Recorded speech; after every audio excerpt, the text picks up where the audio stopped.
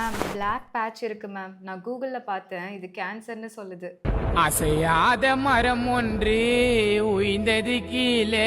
Please உங்க கூகுள close பண்ணுங்க. நான் என் ட்ரீட்மெண்ட் ஓபன் பண்றேன். மேம் நாளைக்கு ஃபங்க்ஷன். இன்னைக்கே க்ளோ வேணும். 2 நாள் இல்ல இப்ப வரணும். ஓகே.